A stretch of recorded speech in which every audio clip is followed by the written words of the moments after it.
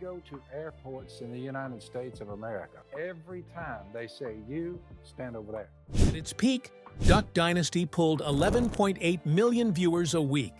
Within 2 years, more than half of that audience was gone, and the show was canceled.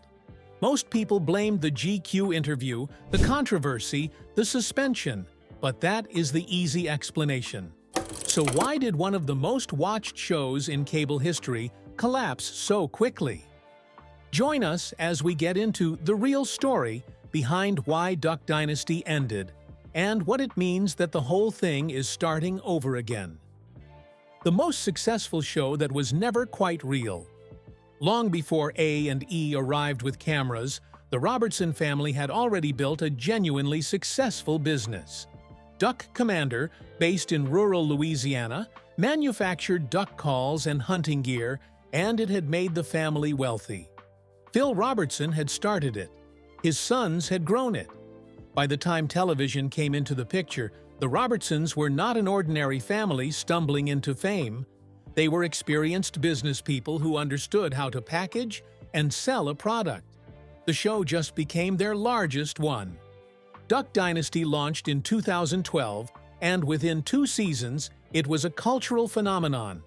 At its height, the merchandise operation alone, clothing, accessories, video games, branded products at every price point, had turned the family into a commercial empire that extended well beyond the television screen.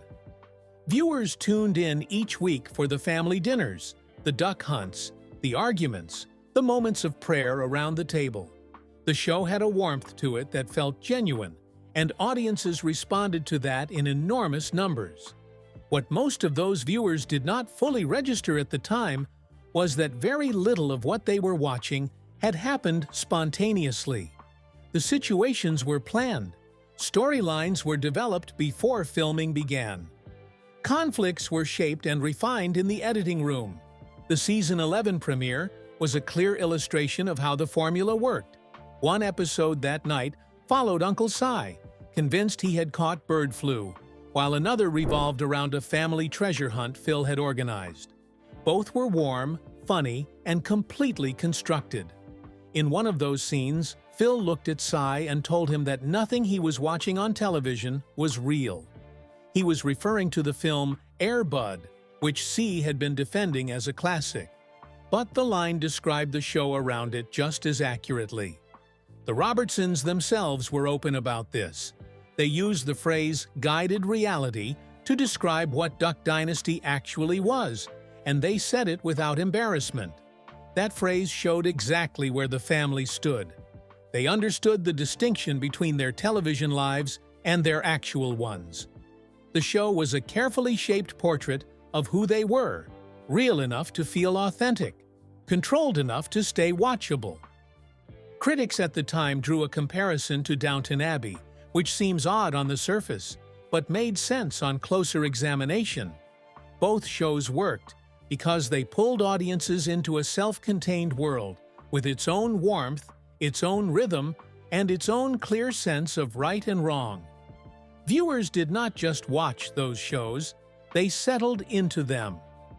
That kind of comfort depended entirely on the world on screen staying consistent and familiar. For 4 seasons, the Robertsons maintained that consistency with considerable skill. The show's record-breaking numbers, 11.8 million viewers for the Season 4 premiere, more than any nonfiction cable program had ever drawn, reflected how completely audiences had bought into what was being offered. Duck Commander had proved the family understood branding.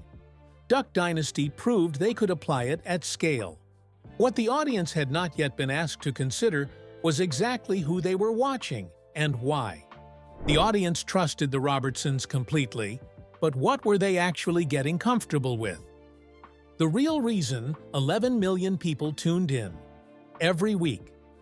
Duck Dynasty was not the only show of its kind on American television during this period. Honey Boo Boo, My Fat American Gypsy Wedding, and a string of similar programs all followed the same basic format: put a family or community on screen that existed far outside the experience of the average viewer and let audiences watch. These shows were enormously popular, and the reason had nothing to do with admiration or aspiration. People did not watch Duck Dynasty because they wanted to live the way the Robertsons lived. They watched because it made them feel, without much effort, better about their own lives. After a difficult week, a long commute, or a bad day at work, an hour with the Robertson family offered a particular kind of comfort. The comfort of feeling, quietly and without ever having to say it out loud, that you were more educated, more sophisticated, and more self-aware than the people on screen. Nobody watching would have said that out loud, but the ratings showed it plainly. Shows like this consistently drew bigger numbers than programs that asked more of their audience.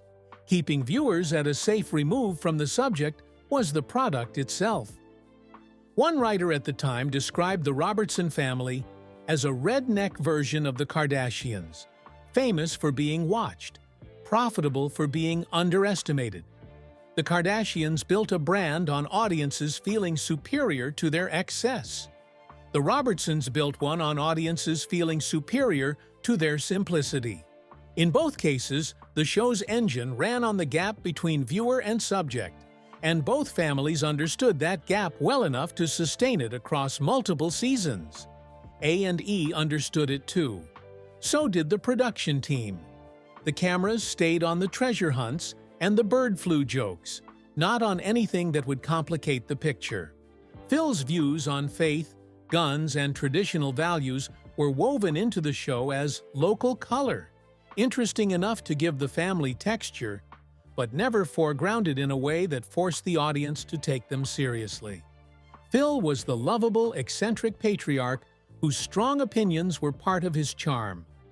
Producers shaped every season around that portrait of him because it was the portrait that worked commercially. The more abrasive edges of what he actually believed stayed off-screen, not because the family hid them, but because a show built on warm family entertainment had no use for them. That arrangement held for 4 seasons. It required the production to be deliberate about what stayed in frame and what did not. It required the Robertsons to present themselves on screen in a way that was entertaining rather than confronting. And it required the audience to go along without looking too closely. For 4 years, all 3 sides kept their end of the deal. Then Phil Robertson sat down with a magazine and said exactly what he thought, and the deal collapsed. Phil had always held these views, so what made the GQ interview the moment everything changed? The interview, the fallout, and 9 days that embarrassed a network. In late 2013, between seasons 4 and 5, Phil Robertson gave an interview to GQ magazine. On the subject of homosexuality, he described it as sinful behavior, grouped it alongside a list of other offenses, and stated that those who practiced it would not inherit the kingdom of God. He framed everything as a straightforward reading of Scripture. On the subject of Black Americans living under Jim Crow, he said he had never personally witnessed anyone being mistreated. He described the people he had known from that era as happy and godly, said nobody he encountered had been singing the blues, and suggested the hardships of the period had been exaggerated. The interview ran, and within hours, it was national news. A&E moved quickly. The network released a statement describing Phil's comments as extremely disappointing and clarified that they reflected his personal beliefs rather than the values of the series. GLAAD condemned the remarks publicly and called for real consequences. Phil was suspended from the show indefinitely. The network appeared to be holding its ground. The response from Phil's supporters was immediate and organized. Louisiana Governor Bobby Jindal issued a public statement accusing the media of selective tolerance, arguing that the so-called politically correct crowd was happy to accept all viewpoints except the ones it disagreed with. Sarah Palin, who had recently been photographed with the Robertson family, went on record backing Phil's right to express his beliefs. Across social media, the suspension was framed as censorship, and supporters of the family made their feelings loud and clear. Then the Robertson family issued their ultimatum. In a joint statement, they said they could not imagine the show continuing without Phil, and that if he was out, they were all out. It was a direct commercial threat. Either reinstate him or lose the entire franchise. A&E held out for 9 days. 9 days of public pressure, sponsor phone calls, and quiet ratings projections. Then the network that had called Phil's comments extremely disappointing put him back on television without any further consequences. The financial damage from those 9 days was real and lasting. Phil later acknowledged that a significant number of sponsors walked away the moment the GQ piece appeared in print. Advertisers who had been comfortable associating their brands with a warm, family-friendly hunting show were not willing to stay once the content of Phil's beliefs became the story. Their departures cost the show meaningful revenue and sent a clear signal to the advertising market that Duck Dynasty had become a risk. A&E had made a simple calculation. Phil Robertson was the show, and without him, there was nothing left worth protecting. So the network absorbed the criticism, reinstated him, and moved forward.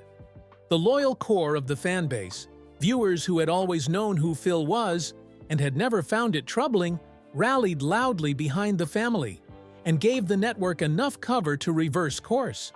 But a much larger group of casual viewers, the millions who had tuned in for the warmth and the humor of it all, stopped watching without making any announcement about it. They had been at ease with Duck Dynasty as light entertainment. They were not at ease with what it had become in the public conversation, and they did not come back. Phil had won the standoff. He was back on the show. The show was already losing the people who had made it great. Filming resumed, and new episodes aired. So at what point did everyone involved accept it was over? How a record-breaking show lost half its audience in 2 years. The ratings decline that followed the GQ controversy was steady and significant. Season 4 had peaked at 11.8 million viewers. By the end of Season 5, the first complete season after the interview ran, viewership had dropped by 2.4 million. Season 6 brought the number down to 4.6 million. In the span of 2 years, Duck Dynasty had shed more than half the audience that had made it historic. And the timing left very little room for alternative explanations. Phil continued making public statements throughout this period, and none of them helped. In 2015, he told an interviewer that sexually transmitted diseases were a consequence of premarital sex, and offered a disturbing hypothetical scenario describing what he believed atheists deserved to experience. The following year, he aligned himself with a Citizens United campaign opposing North Carolina's transgender bathroom legislation. Each statement landed in a media environment that was now paying close attention to everything he said, and each one confirmed for a portion of the remaining audience that the show's troubles were not an isolated incident. Running alongside the controversy was a structural problem that had nothing to do with Phil's opinions. The New York Times reported that Duck Dynasty had been airing 2 seasons per year rather than the standard one. Where most successful television series gave their audience 12 months between runs, Duck Dynasty was producing double the volume of the same format, the same characters, and the same Louisiana setting. The novelty that had made the show feel like a discovery in its early seasons wore out faster under that schedule, and by the time the controversy hit, the series had been on screen long enough for its formula to feel familiar rather than fresh. By this point, the Robertson family had already started preparing for life after the show. Sadie joined the cast of Dancing with the Stars. Willie moved into political campaigning, eventually throwing his support behind Donald Trump during the 2016 presidential election, a decision that came after a briefly awkward period in which Phil had backed Ted Cruz while Willie was already in the Trump camp, putting father and son publicly on opposite sides of the same primary. Uncle Si had been cast in his own spin-off. Several other family members had signed book deals, converting what remained of the Duck Dynasty brand into individual publishing projects while the show was still technically in production. When A&E and the Robertson family announced the cancellation shortly after the season 11 premiere, they described it as a mutual decision reached together. The joint statement was warm and professionally worded, referencing 130 episodes and one of the biggest hits in cable television history. Given where the ratings stood and how many family members had moved on to other things, the announcement was less a decision than a confirmation of what everyone involved had quietly accepted weeks earlier. The show was gone, but the man at the center of it all had one more move left. What did Phil do next? What happened after, and why it all started again? Duck Dynasty aired its final episode in March 2017. The Robertson family did not go quiet after that. Most of them had been building their next chapters for some time, and the cancellation simply removed the last piece of shared structure that had been holding those separate directions together. Phil and Kay took the most straightforward path. They began traveling together, doing speaking engagements at churches and conferences across the country. Phil described the work as helping neighbors and living a godly life. Kay, for her part, said she was looking forward to a quieter life, though she also mentioned she was still regularly cooking for anywhere between 8 and 30 people on any given day. When asked what she would miss about the show, she said it was sneaking biscuits to the crew, who were technically not supposed to take food from her kitchen. It was a small detail, but it was also the most human thing anyone connected to the show said about the ending. Phil, in the meantime, was not the retired figure he sometimes described himself as being. He used Facebook to advocate for the NRA, appeared at political events, and gave media interviews at a steady pace. The image of a man content to disappear into the Louisiana woods did not match the reality of someone still actively working to shape his public presence. Then he released a book. The title was Uncancelled: Finding Meaning and Peace in a Culture of Accusations, Shame, and Condemnation. And its central argument was that Christianity provided the antidote to cancel culture. In the Fox News interview he gave to promote it, Phil said he had no regrets whatsoever about the GQ interview. As far as he was concerned, all he had done was cite a passage of Scripture. Cancel culture, he argued, had gone too far because people were too eager to find and publicize others' mistakes without acknowledging their own. His 9-day suspension from Duck Dynasty was, in his own view, exactly the kind of persecution the Apostle Paul had warned Christians to expect, something to be worn as a badge of honor rather than a source of shame. The man who had played a central role in unraveling one of the most watched shows in cable history had written a book about it, and it sold well. Duck Commander, the business Phil had originally built in rural Louisiana, kept operating throughout. The controversy, the ratings collapsed, and the cancellation had not damaged it. It remained profitable and would likely continue long after the television chapter of the story was forgotten. That brought everything back to something Phil had said plainly and without apparent regret at the time of the cancellation, that he was thankful the show was over, that there was far more to producing television than most people realized. He did not describe it as a loss. Calling it a relief after years of building a brand around authenticity was a candid admission that the performance had been more demanding than it looked. Then, in 2025, A&E announced Duck Dynasty, the revival. Willie and Corey Robertson at the center. Their adult children, John Luke, Sadie, Will, Bella, and Rebecca, all of whom viewers had watched grow up on the original series, were now navigating marriages, businesses, and families of their own. Miss Kay back in the kitchen. Uncle Si back on the couch. 20 new episodes on the same network, in the same Louisiana setting. The network that had suspended Phil Robertson watched the audience shrink by more than half and signed off on a mutual cancellation, was now betting that 8 years was long enough for people to set the difficult parts of the story aside. The Robertsons, who had said they were moving on, came back. Whether the audience that had quietly stopped watching would follow them, there was the one question neither the network nor the family had yet been able to answer. If you enjoyed this video, like, share, and subscribe. And the next video is on your screen right now. But before you go, looking back at the whole run of the show, do you think the audience that stopped watching after the GQ interview left because of what Phil said? Or because the controversy forced them to admit they had never really thought about who they were watching in the first place? And for those of you who watched the original, when the revival arrives, will you tune back in? Drop your answer in the comments.